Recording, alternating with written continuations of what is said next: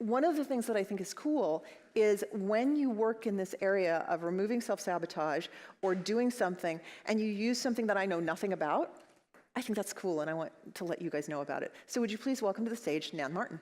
I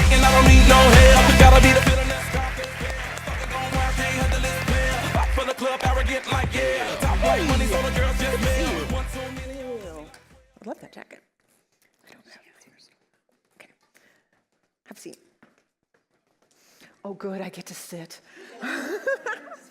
Just for a few minutes. Yes. All right. Nan, do you want to just share a little bit, give them your short bio introduction, tell them all about you and what you do? I know some of them have already connected with you out there. Sure. You know, I say I'm a self-discovery coach. What I really do is help people unbury themselves and really find out who they are. You know, so many of us these days, right? We're just buried under all this stuff. We've lost a sense of who we are and our intuition. Okay, so hold that up more. Okay. Yep, and we can turn it up a little bit. Awesome, thank you. Okay, so we're so buried under all this stuff, especially our old emotional garbage, and we've just lost such a sense of who we are and our intuition and our inner GPS. Yeah. Has anybody lost Anyone? a sense of who they are and gotten in their own way and, you know, self-sabotage? No, not in this room? Okay, never mind. Think so. Yeah, I didn't think so. Right. I mean, right.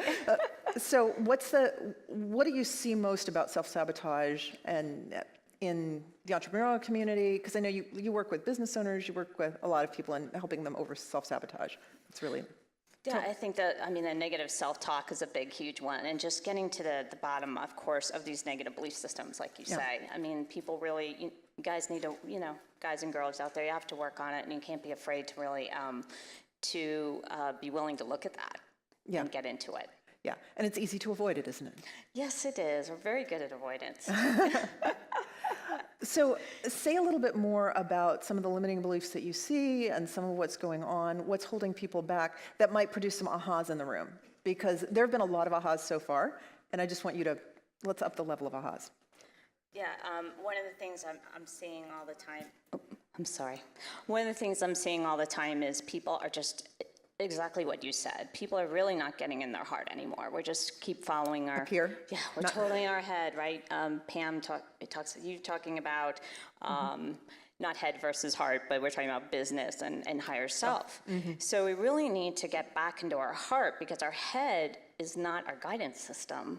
And I just remind people all the time, right? There's all these belief systems about that too. Well, I don't want to be intuitive. I can't be intuitive. And so we even have to look at the limiting beliefs around that, and your heart is your guidance system. That's what's telling you to go do a certain thing.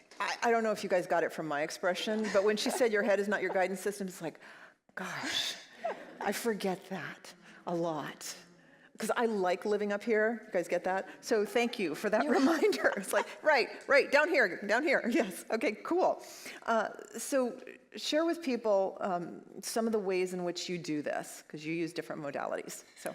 Yes, my process is totally intuitive, right?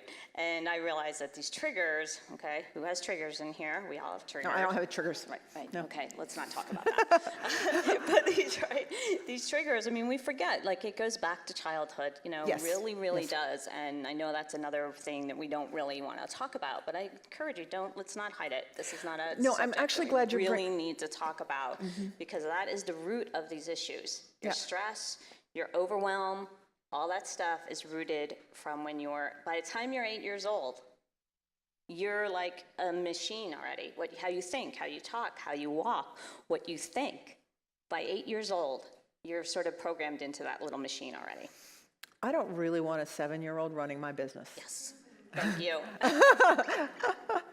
So at least not the 7-year-old I was. I don't know. Maybe you guys have better 7-year-olds than I do. Okay. It's always my 3-year-old that's in the way. Yeah. Well, and we think we're adults, right? We think we're reacting as adults when we're really, unless we've worked a lot on our triggers. And you're in a room with people who've worked a lot, but still, how can you tell if you've got these triggers? Well, first of all, does anyone ever feel sort of out of body? Okay, when you start feeling a little out of body and spacey, and then all of a sudden you don't know what to say, and like you're deer in the headlights. Anybody ever feel deer in the headlights? Usually triggered. Usually triggered by something. It's a deep memory that goes back way, way back. Something you smell, something you hear. It can be so many different things, and then boom, it takes you right back to that moment. Okay, so your mind goes, so an example may be your mind goes blank, you feel upset or anxious and like out of proportion. Like all of a sudden I feel like a 13-year-old at a dance or something like that. I probably was, or something, yeah, yeah, something like that. Okay, so yeah, and business triggers those, business activates those triggers, yes. Yes, oh, absolutely. I mean, that's why I love that you say we got to be congruent, because that's a big thing I tell people. We're not working from the inside out anymore. We have to work from the inside out. I mean, if you're in business, and I had a lady I'm working with the other day, and, you know, she just, like something this lady said, she said, the next thing I knew, I felt like I was back 6 years old being, you know, totally criticized and abused by my mother, and she couldn't talk, she couldn't function. I mean, so it's really, and then she didn't close the sale.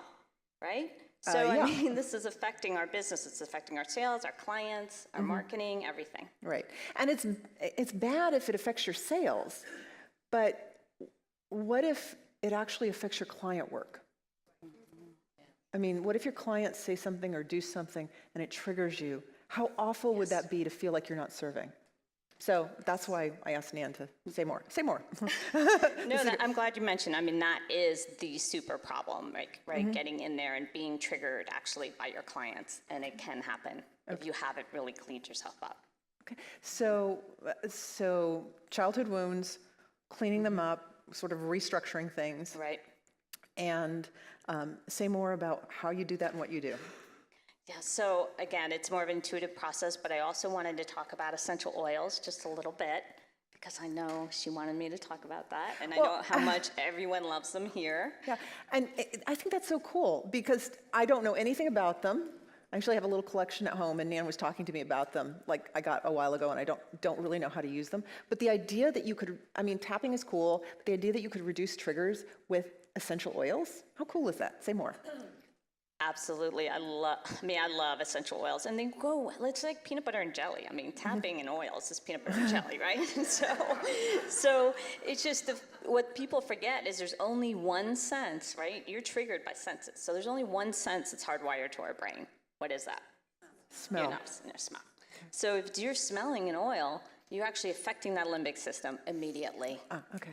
Got it. So as you're tapping into your pathways and you're using the oils, it's just opening up even more doorways there to help you release it. Awesome. Great. And helping you, Go ahead. and helping you to anchor the energy you did. That's very, very important. I'm really seeing that, like in between sessions, in between the calls, having an energy, a frequency of something that is helping you, having another tool to keep that frequency of where you're at. So has anybody ever smelled something and instantly you were in another place and time? Raise your hands. Yeah. So what would it be like to do that intentionally? That's cool. All right. So, but essential oils are only one thing you use. You use... Yes, I mean, I use some tapping protocols as well, but most of it is intuitive process. I'm really working on those parts of you. I'm like a surgeon, so really able to get to those parts of you, that 4-year-old you talked about, that 6-year-old, and really working with them specifically to get to the root of their unresolved issues. Okay, great. And so how do people decide, besides going and talking to you, how do people decide what the level is that they should be working on, or in what way they should be working? Or should they just come talk to you? Yeah, it'd be great to come talk to me. That's the best thing to do. But, you know, if you really want quick change and transformation, you know, definitely some intensive work is always the best way to go. And I just want to also say, when everybody is overwhelmed, everybody starts to get really overwhelmed, you know, that is the time to get help. Don't wait till... Yeah. Right, don't wait, because then you need to, as you're climbing this ladder, like Pam, right? Pamela here is providing all the skill set for you. And then you need to get the other, I can't do it with the microphone, but the other hand, right, is the emotional end. And they have to go congruent. They have to go hand in hand. Yes. And as you're walking up that ladder. So making sure that you are cleaning up before it hits you. Right. And how often do we respond to things in crisis? I mean, in fact, that's what Bryna, where's Bryna? Hey, Bryna. That's what Bryna was saying, is that people are responding in crisis, right? In crisis mode with their situations. And so if you're always, I've got to take care of that because, the stuff just hit the fan, instead of let me be proactive. Yes. I love that. Absolutely. Good. Absolutely. What am I forgetting to ask you that you need to tell people about? Just like you were saying earlier, imagine where you would be, right? If we rediscover really who we are, our gifts and talents, and just that inner GPS again, to really have a sense of where we're going and what we should be doing on a daily basis, and really connect with our heart and able to express that in the world. Yes. How a difference that we can make for each other, for ourselves, and for each other. And if a 3-year-old wasn't running your marketing and a 7-year-old wasn't running your team, and right, and what would it be like? Right, or a team even worse with me, because I had a team of inner children running my, Yes. running my life, not just one. So. Oh, and I'll bet that's like a kindergarten room in the corporate boardroom, right? Exactly. Oh, was Okay. that fun? Okay, got it. Anything else you want to share? Any final words of wisdom? Just don't be afraid. Don't go into fear and be afraid to, look deep, do the inner deep work, because that change is just amazing to get through that rabbit hole and get to the other side. And how much better when you go into the business programs, how much better that will be, how much more you'll get out of it to be able to be, to be in your power Right. and be empowered and confident to go in and do the business side. So, Brilliant. yeah, fantastic. Good. So I know you're going to have a rush at the booth with everyone wanting to try essential oils now, and talk to you about which particular child is affecting them. But so you can find Nan out right around the corner. She's right there on the breaks later. And thank you for sharing your expertise. And I'm really excited we'll talk later about essential oils for me. Okay. Yeah, definitely. And I just want to say quick that I do have a book. Oh, good. Yes. Just real quick, I have my book. I have a copy of my book and a little sample of essential oil for everyone. Yay! More gifts. Yay! Awesome. Thank you.